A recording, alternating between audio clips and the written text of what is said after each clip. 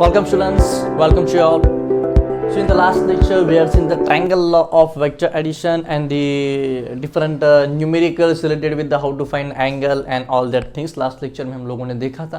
तो अगर आपने लास्ट वीडियो नहीं देखा है तो उसमें मैंने triangle law of vector addition पूरा एक्सप्लेन किया है, तो प्लीज़ आप लोग वो वीडियो एक बार देख लीजिए, ठीक है. तो अब इस लेक्चर में, इस एपिसोड में हम लोग शुरू करने जा रहे हैं एक नया point, parallelogram law of vector addition. ठीक है, मैंने पहले बोला था कि वेक्टर एडिशन की 3 मेथड्स होते हैं. पहले तो होती है हेड टेल मेथड, जो कि मतलब ऐसी थी 5 कुछ नहीं था उसमें. Okay, head tail method, head दूसरे का टेल, पहले का हेड दूसरे का टेल, रिजल्टेंट पहले का टेल लास्ट का हेड. बताए ना, हेड टेल मेथड में क्या था, पहले का हेड दूसरे का टेल रिप्रेजेंट करो, और रिजल्टेंट कैसे फाइंड करे, पहले का टेल और लास्ट वाले का हेड. ठीक है, उसके बाद में हमने देखा triangle law of vector addition, उसमें हमने रिजल्टेंट फाइंड किया. तो यहां पे हम लोग देखेंगे parallelogram law of vector addition. अब इसका बड़ा वाला स्टेटमेंट देखिए एग्जैक्टली क्या होता है. ये तो two vectors having common origin, ये वाली चीज काफी इंपॉर्टेंट हो जाती है. Two vectors having common origin are represented both in magnitude and direction as two sides of a parallelogram. Then the diagonal which originates from the common point represents sum of two vectors. Diagonal क्या represent करेगा, सम of two vectors, यानी कि simply क्या represent करेगा, resultant. ध्यान से बोलिए, उन्होंने क्या बोला कि अगर हमने डायगोनल के 2 साइड्स लिए जो कि कॉमन ओरिजिन से कनेक्टेड, यानी कि टेल से टेल कनेक्टेड है, गॉट इट. अगर उनके बीच में से हमने एक डायगोनल निकाल दिया तो हमें क्या मिलेगा, रिजल्टेंट मिलेगा पैरेललोग्राम का. ठीक है, या join two vectors tail to tail and two adjacent sides of a parallelogram law. देखिए, अगर हमने 2 वेक्टर्स कंसिडर किए, ये वेक्टर हमने लिया, suppose this is the first vector, we call it as a bar. यहाँ पे हमने लिया दूसरा वेक्टर लाइक दिस, ये वेक्टर हो गया बी बार. आपने इसे एक काम करो, ऐसे इमेजिनरी लाइन ड्रॉ करो इस तरह से. शिफ्ट तो कर ही सकते हैं ना, पैरेलल शिफ्टिंग कहते हैं हम लोग इसे. ये यहाँ पे एक आ जाएगा और ये यहाँ पे एक आ जाएगा, इस तरह से पैरेलल शिफ्टिंग किया अगर हम लोगों ने. A vector B vector, 2 vectors are connected tail to tail. अगर हमने 2 vectors tail to tail connect किया तो हमें क्या मिलेगा, 2 adjacent sides of a parallelogram. देखिए 2 एडजेसेंट साइड मिल गए, ए बार मिल गया, बी बार मिल गया. अगर हमने उसका डायगोनल निकाला तो this diagonal represent addition of 2 vector, that is R bar. इसी को शॉर्ट में करके ये कर दिया. उन्होंने क्या बोला, if 2 vectors having common origin इधर क्या are represented both in magnitude and direction. इसको मैग्नीट्यूड भी है, इसको डायरेक्शन भी है. 2 वेक्टर्स लिए, ए बार बी बार, दोनों को सेम ओरिजिन से कनेक्ट कर दिया. ठीक है, next, then the diagonal which originates from that common point. तो ऐसा डायगोनल जो इस कॉमन पॉइंट से ओरिजिनेट होगा, स्टार्ट होगा, वो क्या रिप्रेजेंट करेगा, रिजल्टेंट रिप्रेजेंट करेगा. उसी को हमने थोड़ा से आसान लैंग्वेज में क्या लिख दिया कि भाई if 2 vectors are join tail to tail, अगर 2 वेक्टर को हमने टेल टू टेल ज्वाइन किया तो हमें डायगोनल्स के पैरेललोग्राम के हमें 2 साइड्स मिल जाएंगे. ओके, और अगर उनमें से और एक निकाल दिया तो उसे हम रिजल्टेंट बोलेंगे. यानी कि रिजल्टेंट कौन रिप्रेजेंट करेगा, डायगोनल ऑफ दैट पैरेललोग्राम. कौन रिप्रेजेंट करेगा, डायगोनल. इसे हमने पैरेलल शिफ्टिंग की, देखी थी ना हमने पैरेलल शिफ्टिंग क्या होती है, सेकंड वीडियो में, यानी सॉरी फर्स्ट वीडियो में ही देखी थी. ये अगर ए बार होगा तो ये भी क्या हो जाएगा, ए बार. ये बी बार होगा तो ये भी क्या हो जाएगा, बी बार. सपोज ये एंगल होगा थीटा, ये एंगल को कितना कहेंगे हम लोग, थीटा कहेंगे. चलिए, कोई दिक्कत, यहां तक पूरा समझ में है. ओके, अब देखिए इसका रिजल्टेंट सेम रहेगा. अगर आपने यहाँ पे एक परपेंडिकुलर निकाल दिया लाइक दिस, तो यहाँ पे एक परपेंडिकुलर निकाल दीजिए. ठीक है, ये परपेंडिकुलर निकालने के बाद आपको एक आर की वैल्यू हमने मिलती है ट्रायंगल लॉ में, A square plus B square plus 2ab cos theta. ये जो थीटा होगा वो 2 वेक्टर्स के बीच में का एंगल होगा, थीटा. 2 वेक्टर्स के बीच में का एंगल होगा थीटा. ये अगर थीटा होगा तो ये भी पूरा क्या बन जाएगा, theta. R square is equal to A square plus B square plus 2ab cos theta. Last lecture में हमने देखा था इसे कैसे डिराइव किया था हम लोगों ने, याद है कि भूल गए. पहले तो हमने फाइंड किया था इसमें कॉस कौन सा होता है, साइन कौन सा होता है. तो हमने इसे नाम दिया था, ये यहाँ से यहाँ तक बी कॉस थीटा. इसे हमने कहा था B sine theta, B sine theta. एक और चीज़, ये जो एंगल होगा ये रहेगा अल्फा. फिर हमने टैन अल्फा भी फाइंड किया था, टैन अल्फा की भी वैल्यू हम लोगों ने कैलकुलेट की थी. टैन अल्फा कैसे था, ये पूरे के हिसाब से अगर हमने लिया, देखिए tan अल्फा, tan थीटा मतलब क्या होता है opposite divided by adjacent, opposite क्या था b sin theta upon a plus B cos theta upon a plus B cos theta. इसी के हिसाब से हमें कौन मिल गया tan अल्फा मिल गया, समझ में आया। तो ये पूरी चीजें हमने ट्रायंगल लॉ में प्रूव की थी, तो ये सिमिलर चीजें रहेंगी पैरेललोग्राम लॉ में, इसे प्रूव करने की कोई जरूरत नहीं होगी। अगर प्रूव करना है तो आप लोग कर सकते हो। पहले क्या करेंगे, सपोज इसे नाम दे देंगे यार कोई तो भी, M N O P Q, चलेगा कोई दिक्कत नहीं। पहले तो ये छोटा वाला ट्रायंगल कंसीडर कर लीजिए। एक क्विक रिकैप कर लेते हैं। छोटा वाला एक ट्रायंगल अगर हमने कंसीडर किया कौन सा, ये पी ओ क्यू, ये 90 डिग्री का। चलो इसका प्रूफ दे लेंगे, प्रूफ एकदम शॉर्ट में, नहीं तो ये ट्रायंगल लॉ में हमने उसका डिटेल देखा था। In a triangle P O Q, ठीक है। पहले तो आप cos थीटा का फॉर्मूला लगा दीजिए, cos थीटा, ये cos थीटा, cos थीटा मतलब क्या होता है adjacent by hypotenuse, adjacent by hypotenuse. पहले तो हमें चाहिए adjacent P Q divided by adjacent P Q, hypotenuse मतलब क्या है बी, ये बी होगा तो ये भी क्या होगा बी हो जाएगा ना। तो फिर P Q is equal to B cos theta. Similarly अगर हमें ओ क्यू फाइंड करना है, O Q is equal to B sine theta मिल जाएगा, कोई दिक्कत नहीं। चलो ये दोनों तो मिल गए। अब हम फाइंड करेंगे ये टोटल, यानी कि बड़ा वाला ट्रायंगल। इन ट्रायंगल देखो ट्रायंगल कौन सा है एम ओ क्यू।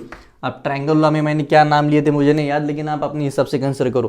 पहले छोटा वाला ट्रायंगल से cos थीटा sin थीटा मिल जाएगा, फिर बड़ा वाला एक ट्रायंगल ये इस तरह से। हाइपोटेनियस क्या है अपने पास, एम ओ का square is equal to O Q का स्क्वायर प्लस एम क्यू का स्क्वायर। दैट्स इट, आ गया आंसर पूरा। डायगोनल का स्क्वायर, ओके, हाइपोटेनियस का स्क्वायर, अगर राइट एंगल कंसिडर किया तो ये पूरा एम टू क्यू डिस्टेंस क्या होगा ए प्लस बी कॉस थीटा। अरे हाँ भाई, ये टोटल डिस्टेंस कितना होगा रही ए प्लस बी कॉस थीटा। हाँ जी सर, ए प्लस बी कॉस थीटा, कोई दिक्कत नहीं है। ये बी साइन थीटा उठाओ उधर डालो, ए प्लस बी होल स्क्वायर का फॉर्मूला यूज करो, काट छाट करो, cos square theta plus sine square theta की वैल्यू 1 आएगी। फाइनली आपको ये आंसर मिल जाएगा, कोई दिक्कत कोई तकलीफ, समझ में, ओके। इसी हिसाब से होता है, इसे हम लोग कहेंगे parallelogram law of vector addition. Triangle law of vector addition में कैसा था, ट्रायंगल लॉ रेगुलर, यानी कि एक वेक्टर ऐसा होगा दूसरा वेक्टर ऐसा होगा तो तीसरा इसके अपोजिट डायरेक्शन में होगा। ये रिप्रेजेंट करेगा ए बार, ये रिप्रेजेंट करेगा बी बार, ये रिप्रेजेंट करेगा R bar is equal to A bar plus B bar. समझ में। हेड टेल मेथड कब यूज होगी, जब हम वो पाइथागोरस यूज कर सकते थे ना, तभी तक हेड टेल मेथड अच्छी थी। अगर कुछ एंगल बन गया तो हमें हेड टेल मेथड से हमें फाइंड रिजल्ट नहीं मिलता था, इसीलिए हम गए ट्रायंगल लॉ पे। फिर ट्रायंगल लॉ से हम सीधा आ गए पैरेललोग्राम लॉ पे, समझ में, okay.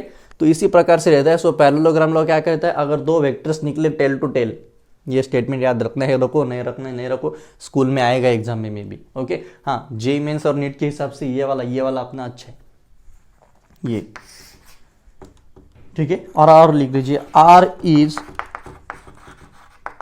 Originates from origin of two vector, origin of two vector. दो वेक्टर्स को निकालो, टेल टू टेल निकालो, एक रिप्रेजेंट करेगा पहली साइड, दूसरी रिप्रेजेंट करेगा दूसरी साइड, दोनों के ओरिजिन से तीसरा निकाल दो, वो रिप्रेजेंट करेगा डायगोनल। इसे आगे शिफ्ट करो, इसे ऊपर शिफ्ट करो, मिल जाएगा पैरालेलोग्राम, पैरालेलोग्राम ठीक है। तो ये काफी आसान चीज है यार, ज्यादा कुछ इसमें है ही नहीं। तो ये फॉर्मूला तो आपको लर्न होना चाहिए। मैं हर बार ये फॉर्मूला बार बार लिख रहा हूँ, जिसकी वजह से आपको ये फॉर्मूला याद हो।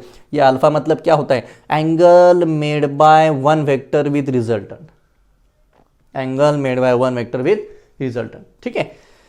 Are square A square plus B square plus 2ab cos theta and tan alpha b sin theta upon a plus b cos theta. Yes, हम लोग यहाँ पे फोकस कर देंगे। थोड़ा सा सुनिए, ध्यान से सुनिए, हमारी फीलिंग्स आप तक पहुंच जाएंगी, ठीक है। एक और चीज, वो जो अल्फा हमने निकाला था ना, वो क्या देता है, डायरेक्शन देता है। किसकी डायरेक्शन देता है भाई, रिजल्टेंट की डायरेक्शन, बराबर है ना। यानी कि ए वेक्टर से वो आर बार कितनी पोजीशन पे है एक बार हमें पता चल गया, यानी कि हमें रिजल्टेंट की डायरेक्शन मिल जाएगी, ठीक है। तो एक क्वेश्चन अब करेंगे, two vectors acting through a point in the ratio 3:5, if angle between them is 60 degree and the magnitude of the resultant is 35, magnitude of the resultant is 35. We will check the question once again. Magnitude of the resultant is 35, yes, and we have to find the magnitude of two vectors. हमें दो vectors की magnitude find करनी है। तो ये question किस तरह से करें, एक बार ट्राई कीजिए आप सभी लोग। ये क्वेश्चन हम लोग किस तरह से सॉल्व कर सकते हैं। तो देखिए उन्होंने क्या दिया, दो वेक्टर्स दिए acting through the point in the ratio 3:5। Suppose एक वेक्टर हम लोग पी बार कंसिडर करेंगे, दूसरे को हम लोग क्यू बार लेंगे, दोनों का रेशियो उन्होंने दिया है। रेशियो कितना दिया है, 3:5। The angle between them is 60, angle is 60 degree and magnitude of the resultant यानी कि आर की वैल्यू गिवन है 35। आर की वैल्यू कितनी है, 35। हमें फाइंड करना है magnitude of P and magnitude of Q. तो कैसे फाइंड करें, तो एक काम करते हैं। क्या सर, सपोज हम लोग कंसिडर करेंगे, लेट कंसिडर उनका रेशियो अगर हमने लिया तो P को हम कंसिडर करेंगे 3x और Q को हम कंसिडर करेंगे 5x। कोई दिक्कत, ओके। R की वैल्यू क्या होती है, R का फॉर्मूला क्या होता है, p² plus q² plus 2pq cos theta, 2pq cos theta. यहाँ तक कोई दिक्कत किसी को, ओके। चलो R कितना है, 35 है सर। रूट ऑफ P का स्क्वायर 3x का स्क्वायर प्लस 5x का square plus 2 3x into 5x into cos 60। चलिए देखिए इससे सॉल्व करके देखिए, तब तक हम लोग डस्टर लाते हैं। कितना आएगा इसका आंसर, तो यहीं पे कर देंगे अभी। R is equal to 35 is equal to root of 3x² 9x² plus 25x² plus 2 into ये 15x²। cos 60 कितना होता है, हाफ। cos 60 कितना हो जाता है, हाफ। ये 2 तो कैंसिल हो गया। 35 is equal to root of 9x² plus 25x² plus 15x²। तो चलो ये कितना आएगा देखो, 25 और 15 कितना मिलेगा हमें, 40, यानी कि 49x²। इसका स्क्वायर रूट अगर आपने लिया, 49 का स्क्वायर रूट कितना आएगा, 7x² x। तो x is equal to 35/7, answer आएगा 5। तो ये तो आ गया x का आंसर। हमें क्या चाहिए, p और q। हमने p को क्या कंसिडर किया, 3x, q को क्या कंसिडर किया, 5x। तो चलो देखो फिर p की मैग्नीट्यूड कितनी थी, 3x मतलब 3 इंटू 5, p मिल जाएगा 15। p कितना मिल जाएगा, 15। और सिमिलरली q कितना मिल जाएगा, 25। q कितना मिलेगा हमें, 25। तो इसी प्रकार से हम लोग ये क्वेश्चन को सॉल्व कर सकते हैं। आपको थोड़ा सा लॉजिक यूज करना है, दूसरा इसमें कुछ नहीं है। हाँ, अब जैसे जैसे हम क्वेश्चन सॉल्व करते जाएंगे अलग अलग कंडीशंस निकलेंगे। I am sorry for that कि आपको थोड़ी सी एक्सटर्नल आवाज़ आ रही होंगी, लेकिन ये ज़्यादा देर तक नहीं रहेंगी, 5 या 10 मिनट तक। लेकिन ऐसे थोड़ी थोड़ी चीज़ों की वजह से हम लोग रुक नहीं सकते, because our target is the JEE mains and our target is the NEET. तो ऐसी बात छोटी छोटी चीज़ें चलती रहती है, ठीक है। जब और थोड़ा सा बढ़ेंगे पूरा साउंड प्रूफ भी कर लेंगे कोई दिक्कत नहीं। चलिए फोकस ऑन दिस। तो ये आएगा 15 और ये आएगा कितना गया, किधर गया वो, ये 5। समझ में? तो इसी हिसाब से ये सारी चीज़ें होती है। तो चलिए ये नेक्स्ट क्वेश्चन भी कर लेते हैं। तो इसे पूरा नोट डाउन कर लिया, ओके। क्वेश्चन नोट डाउन करो यार, ये जो सोल्यूशन है ना आप लोग अपने हिसाब से करो इसे। या ऐसा ज़रूरी नहीं कि हर बार एक से लेना चाहिए। आपको y पसंद है y लो, और किसी का नाम पसंद है तो वो भी ले लो, कोई दिक्कत नहीं आए, ओके। चलो नेक्स्ट क्वेश्चन करेंगे। ये वाला क्वेश्चन देखो, 2 forces acting in the opposite direction. Very good, forces दिया है, दोनों अपोजिट डायरेक्शन में है। Have resultant of 10 Newton. चलिए फर्स्ट कंडीशन है, इसमें 2 कंडीशन दी। केस नंबर फर्स्ट, 2 फोर्सेस अगर अपोजिट डायरेक्शन में होंगे तो उसका रिजल्टेंट है 10। इमेजिन कीजिए अगर 2 फोर्स अपोजिट डायरेक्शन में होंगे तो एडिशन होगी या सब्ट्रैक्शन होगी, एडिशन होगी या सब्ट्रैक्शन होगी। सर सब्ट्रैक्शन होगी। इमेजिन कीजिए ना आप लोग, सपोज मैंने ये बॉक्स कंसिडर किया, यहाँ पे मैंने लगाया 50 न्यूटन और यहाँ पे मैंने अप्लाई कर दिया 10 न्यूटन, ठीक है। तो जो रिजल्टेंट आएगा वो रिजल्टेंट कितना होगा, 40 न्यूटन होगा। रिजल्टेंट कितना होगा, 40 न्यूटन। वाई? बिकॉज ये 50 में से ये 10 माइनस हो गए। अगर ये 50 में से ये 10 माइनस होगा तो रिजल्टेंट हमें कितना मिलेगा, 40 न्यूटन मिलेगा। यानी कि अगर दोनों को हमने सब्ट्रैक्ट कर दिया, सपोज एक P बार कंसिडर करो, दूसरा Q बार कंसिडर करो, ओके। केस नंबर फर्स्ट में उन्होंने क्या दिया, बोथ इन अपोजिट डायरेक्शन, तो फिर P बार माइनस Q बार हमें कितना मिलेगा 10 न्यूटन, कितना मिलेगा 10 न्यूटन। ठीक है, उसके आगे पढ़ो। And when acting perpendicular have resultant 15 Newton. अब जब भी P bar and Q bar perpendicular हो गए तब उसका रिजल्टेंट कितना था 50 न्यूटन। अब परपेंडिकुलर मतलब कैसे sir? Okay, case number second, तो ये इस तरह से कंसिडर करो, ये एक था सपोज P बार, ये सपोज था हमारा Q बार, ठीक है, तो ये हो गया हमारा R बार। दोनों के बीच में एंगल कितना था 90 डिग्री, दोनों के बीच में एंगल कितना है 90 डिग्री। ओके, तो थीटा की वैल्यू हमें मिल गई 90 डिग्री। उस वक्त उन्होंने रिजल्टेंट कितना दिया 50 न्यूटन। आर का फॉर्मूला है अपने पास, R square is equal to P square Q square 2pq cos theta. Theta कितना है रे यहाँ पे 90, तो R square is equal to P square plus Q square 2pq cos 90, 2pq cos 90, बराबर ना। देखो पहले उन्होंने क्या कंडीशन बोली, केस नंबर फर्स्ट में उन्होंने बोला कि दो वेक्टर्स ऑपोजिट आए तो ये मिल गए। कोई भी दो वेक्टर्स हो, अगर ऑपोजिट डायरेक्शन में आए तो सब्ट्रैक्शन ही होगी, अगर सेम डायरेक्शन में होगा तो ही एडिशन होगी। ठीक है, कैसे होता है, हम वेक्टर्स के एडिशन सब्ट्रैक्शन मल्टीप्लिकेशन डिवीजन में ज्योमेट्रिकल रूल्स अप्लाई करते हैं। स्केलर होगा तो सीधा अलजेब्रिक डायरेक्ट ऐड कर दो, कोई दिक्कत नहीं आती उसमें।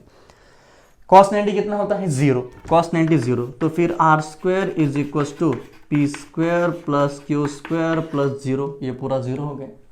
तो फिर आर स्क्वायर कितना मिल गया P square plus Q square, therefore R की वैल्यू हमें मिलेगी root of P square plus Q square.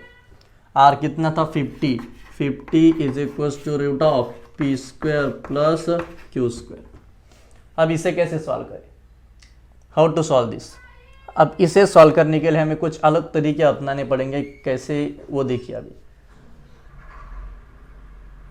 अगर हमने दोनों साइड का स्क्वायर रूट ले लिया, दोनों साइड का अगर हमने स्क्वायर रूट ले लिया तो हमें मिल जाएगा, आराम से मिल जाएगा। इसका भी स्क्वायर ले लो, इसका भी स्क्वायर ले लो, स्क्वायर एंड स्क्वायर रूट दोनों एक दूसरे से कैंसिल हो जाएंगे, तो हमें आंसर मिल जाएगा।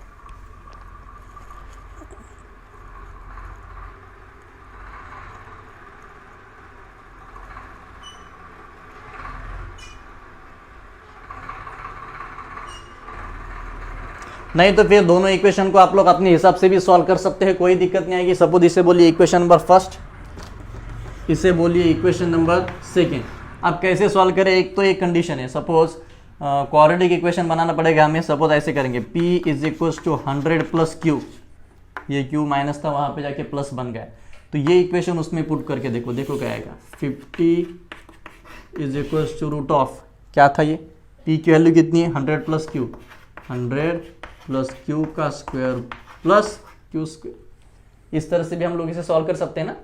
तो आगे कैसे आएंगे फिर, 50 is equal to root of A plus B whole square का फॉर्मूला यूज कर सकते हैं यहाँ पे, A plus B whole square, A का स्क्वायर प्लस 2ab मतलब 200 प्लस इसका स्क्वायर प्लस ये। तो इस तरह से भी एक चीज हो सकती है। नहीं तो फिर ये इक्वेशन 1 और ये इक्वेशन 2 दोनों मिलके आप लोग इसे सॉल्व करो। ये इक्वेशन 2 हो गया और ये वाला इक्वेशन 1 हो गया, दोनों को मिला के भी आप लोग इसे सॉल्व कर सकते हो। नहीं तो एक और चीज है, दोनों का स्क्वायर रूट ले लो, ये इसका स्क्वायर कितना हो जाएगा 50 का square is equal to P square plus Q square. सीधा सीधा ऐसे भी कर सकते हैं आप लोग, कोई दिक्कत इसमें।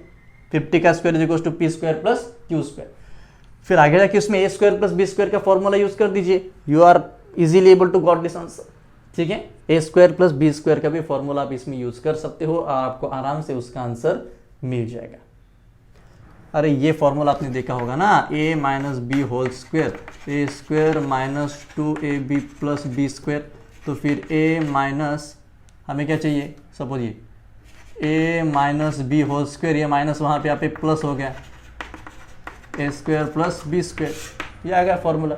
उसी प्रकार से यहाँ पे अप्लाई कर दो, ए माइनस बी, ये पी माइनस क्यू, तो क्यू की वैल्यू तो आपको पता है। ओके, उसके हिसाब से ये भी पुट करो, आंसर मिल जाएगा। ठीक है, ओके, तो ये वाला क्वेश्चन आप लोग सॉल्व कर दीजिए। दो वेक्टर और एक चीज, if two vectors are perpendicular, note down कर लीजिए कहाँ तो भी, if two vectors are perpendicular then resultant सीधा कितना आएगा, root of A square plus B square. ये आएगा resultant root of either of two, the angle between the them is, two vectors have resultant equal to either of two. दो vectors हमें दिए हैं, इक्वल मैग्नीट्यूड के हैं। Let's read this question once again. Two vectors have resultant equal to their either of the two, यानी कि ठीक है, सी दिस क्वेश्चन, दो वेक्टर्स हमें दिए हैं, सपोज एक ए बार गिवन है, दूसरा बी बार गिवन है। इमेजिन कीजिए दोनों भी इक्वल वेक्टर्स है, बोथ आर इक्वल। सपोज दोनों को हम एक स्मॉल ए बोल देंगे, कॉमन एडिशन कर देंगे। Two vectors have resultant equal to either of two, तो जो भी रिजल्टेंट रहेगा वो दो वेक्टर्स के बराबर रहेगा। सपोज इमेजिन कीजिए आर बराबर है ए बार के, लेकिन ए बार किसके बराबर है, ए के। सो हम लोग ऐसा बोल सकते हैं ना, R is equal to A. See this concept one more time. उन्होंने क्या बोला कि भाई हमारे बहुत ही सिंपल क्वेश्चन है यार, दो वेक्टर्स है हमारे पास, दो वेक्टर्स के मैग्नीट्यूड भी हमने इक्वल ले लिए, तो दोनों में से कोई भी एक वेक्टर इक्वल रहेगा किससे, रिजल्टेंट से। लेकिन एक कंडीशन उन्होंने बोली थी कि भाई दोनों भी वेक्टर तो इक्वल है, तो रिजल्टेंट और दोनों वेक्टर दोनों भी तो इक्वल हो गए। ठीक है, तो चलिए समझ लीजिए बात। आर का फॉर्मूला क्या होता है, A square B square two A B cos theta root में। आप धीरे धीरे ये फॉर्मूला लर्न होना चाहिए। हमें फाइन क्या करना है, फाइन करना है दोनों के बीच में एंगल कितना होगा। आर किसके बराबर है, ए के बराबर है। ठीक है, A square plus 2a into cos theta. ठीक है, तो a इज इक्वल टू, देखिए क्या बन जाएगा, A square plus 2a² cos theta. Got it. a is equal to दोनों के एडिशन, ये कितना हो जाएगा, 2a² plus 2a² cos theta. एक काम करेंगे, अभी दोनों साइड का स्क्वायर कर देंगे। ओके, यहां पे लेंगे स्क्वायर ऑन बोथ साइड। तो ये a का अगर स्क्वायर किया तो कितना बन जाएगा, a²। तो ये इसका अगर स्क्वायर हमने लिया तो स्क्वायर और स्क्वायर रूट कैंसिल हो गए। ठीक है, वो पता है ना वो चीज आप लोगों को, x√x का अगर स्क्वायर लिया तो बन जाएगा x to the power half to the power 2 get cancel. कितना मिलेगा हमें, x। ये तो बचपन में पढ़ा था यार, 2a² plus 2a² cos theta, 2a² plus 2a² cos theta. चलिए यहां तक तो हो गया। एक काम करेंगे, ये 2a² यहां पे आ जाएगा, यानी कि a² minus 2a² cos theta. a² minus 2a² कितना हो जाएगा, minus a² 2a² cos theta. ठीक है, a² तो गए, मल्टीप्लीकेशन में है, तो कितना आ गया, -1 2 कॉस थीटा। तो कॉस थीटा हमें मिल गया -1/2। अब एक चीज समझ लीजिए, हमें फाइंड करना है थीटा। अब ऑप्शन में तो ये तो नहीं दिया होगा, बिकॉज ये प्रीवियस ईयर मेडिकल एग्जाम का क्वेश्चन है। ठीक है, AIBMT समथिंग है ये क्वेश्चन। अगर cos 60 1/2 होता है तो cos 120 कितना बन जाएगा, -1/2। वो तो पता है आप लोगों को। साइन अगर आपने निकाला, भाई ये तो साइन होता है, ये cos होता है, बचपन में पढ़ा था ट्रिगोनोमेट्री में। ओके, साइन 0 होता है, cos 0 1 होता है, उसी हिसाब से ये बदलते जाता है। अगर साइन 60 पॉजिटिव हाफ में होगा तो साइन 180 निगेटिव हाफ में हो जाएगा। इसका मतलब क्या है कि theta is equal to cos inverse 1/2, theta is equal to 120।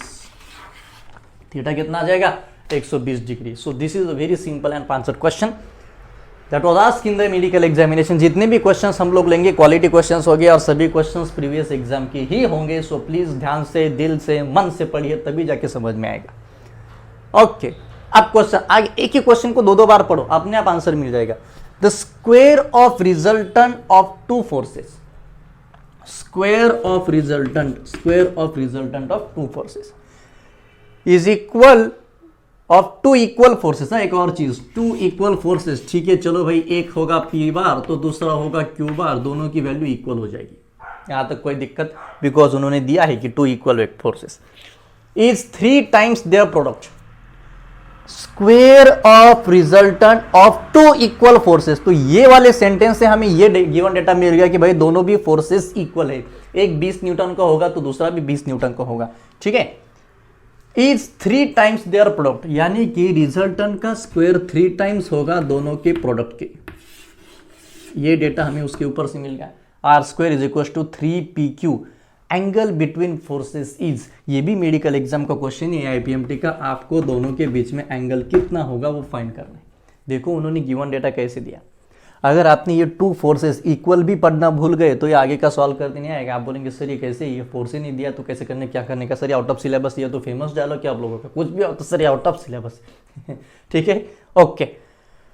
तो इसे कैसे फाइंड करें, किस तरह से फाइंड करें, क्या करें? सिंपल, पहले तो हम एक बात कंसिडर कर लेंगे। आर का formula R square A square B square 2ab cos theta A square B square 2ab cos theta. R का स्क्वायर कितना है भाई? 3pq, 3pq, ठीक है।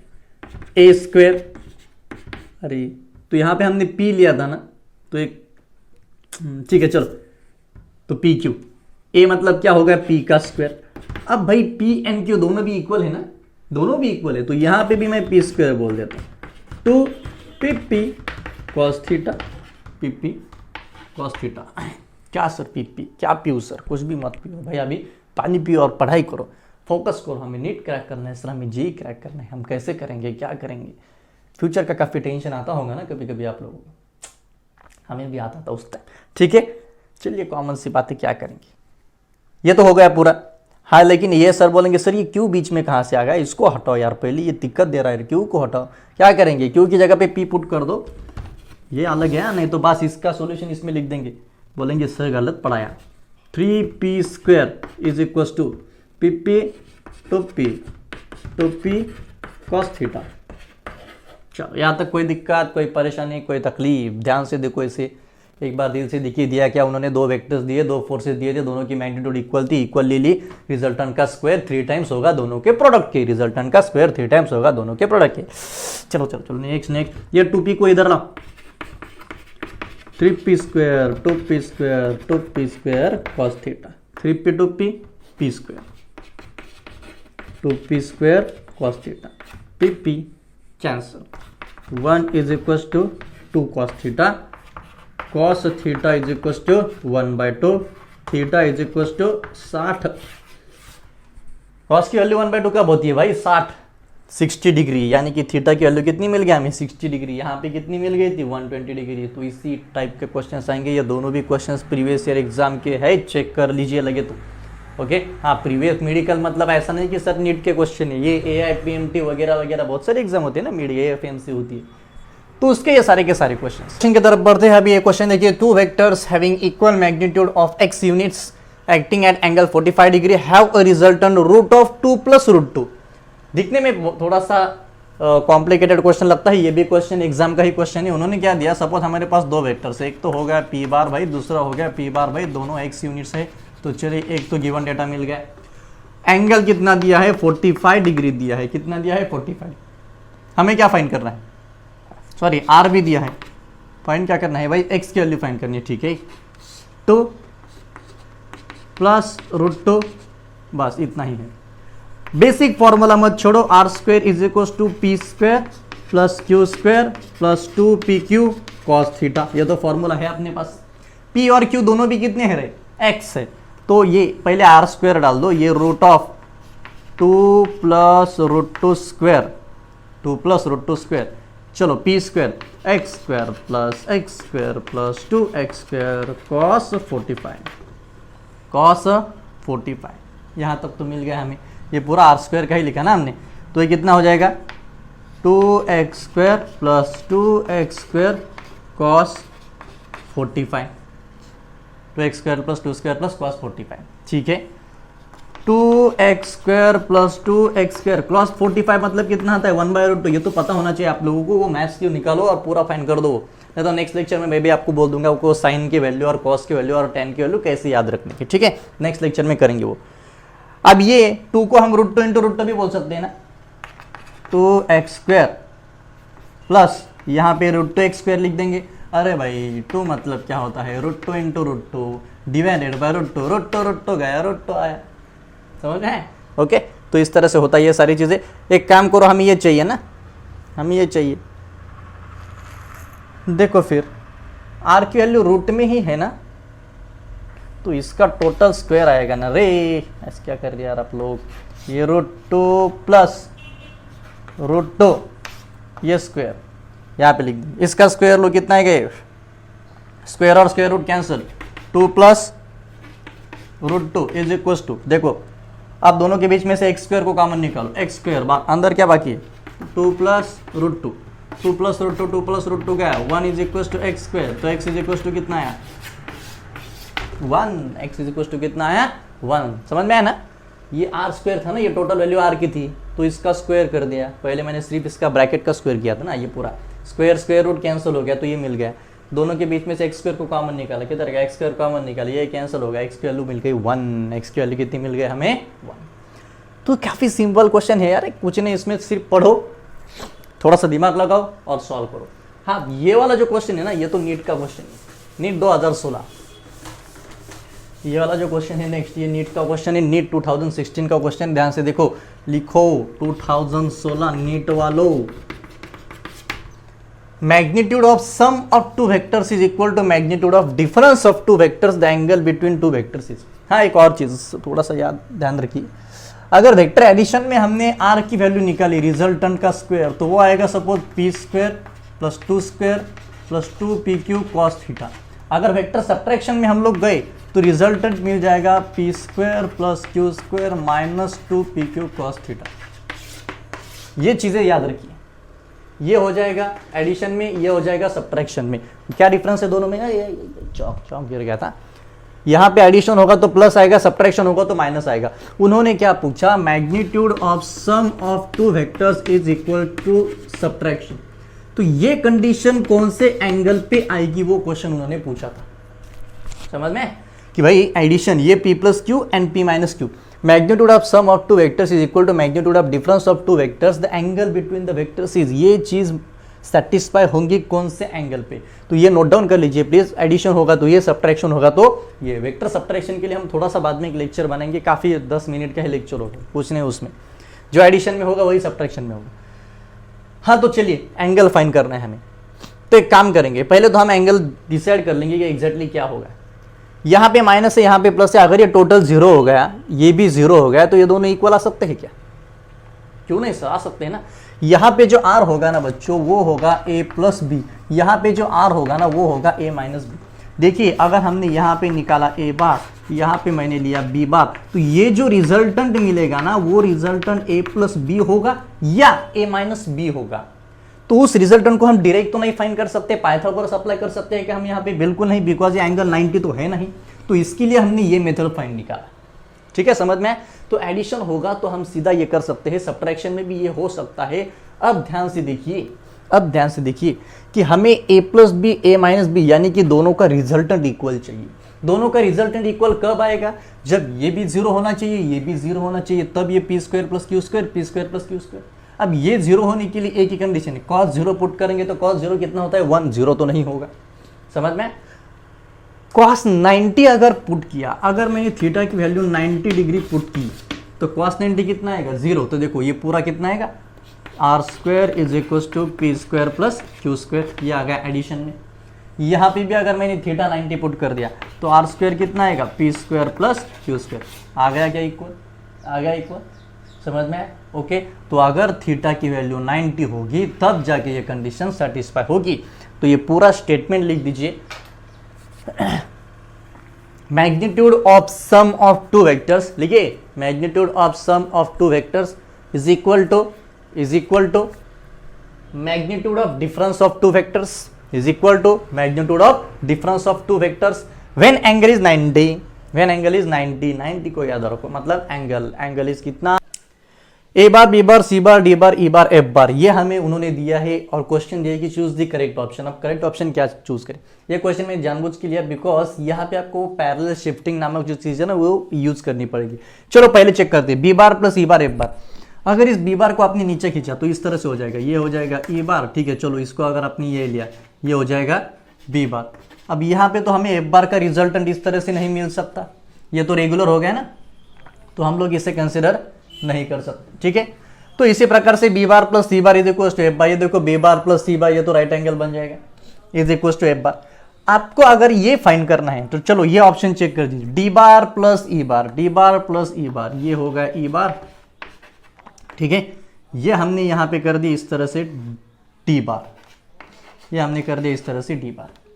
Head of one is connected to tail of another, आणि ये एक बार ये देखिए ये हो गया tail of first head of last. यहाँ पे क्यों नहीं था, यहाँ पे टेल टू टेल कनेक्ट था, आगे का कुछ सवाल ही नहीं आता। हमें क्या चाहिए थे भाई, पहले का हेड दूसरे का टेल, और जो रिजल्टेंट होगा वो रिजल्टेंट क्या है, पहले का टेल लास्ट वाले का हेड। देखो ई बार का हेड डी बार का टेल, ये ई बार का टेल डी बार का हेड, इस प्रकार से हमें मिल गएगा एफ बार। तो ये कंडीशन यही सेटिस्फाई करेगी, दूसरा कोई सेटिस्फाई नहीं करेगा। बी बार प्लस सी बार, देखो ये बी बार हो गया, ये सी बार हो गया, सी बार बी बार, फिर से टेल आ गया, ये भी गया ये भी गया, डी बार सी बार किधर गया, ये डी बार ये सी बार, फिर से वही होगा, ये सी बार ये डी बार। हमें टेल टू टेल कनेक्शन नहीं चाहिए, head of first tail of another, head tail of first head of another resultant के लिए। Got it? ओके, तो इसी तरह के ये सारे क्वेश्चंस रहेंगे। अब ये देखिए वहां लगे तो यहां पे आप लिख दीजिए head of first tail of another, and resultant के लिए क्या चाहिए, tail of first head of last. ये लर्न कर दो तभी जाके ऐसे क्वेश्चन सॉल्व कर पाएंगे आगे, अगर अदरवाइज बिल्कुल नहीं।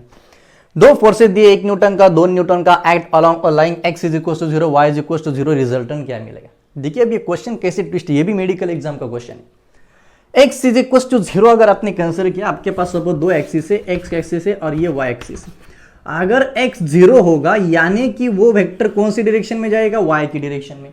मैंने आपको यूनिट वेक्टर्स के टाइम बोला था, x के अलोंग एक यूनिट वेक्टर होता है, उसे आप i कैप बोलते हैं, y के अलोंग j कैप होता है, z के अलोंग k कैप होता है। याद है आपको, i cap j cap k cap, x के अलोंग i कैप, y के अलोंग j कैप, z के along k cap. x is equal to 0, x is equal to 0 यानी कि कौन सा एक्सिस हो गया, y एक्सिस हो गया। अगर x 0 है तो वो जो वेक्टर होगा वो कौन सी डायरेक्शन में ट्रैवल करेगा, y की डायरेक्शन में ट्रैवल करेगा। एंड अगर y 0 होगा तो वो कौन सी डायरेक्शन में ट्रैवल करेगा, x की डायरेक्शन में ट्रैवल करेगा।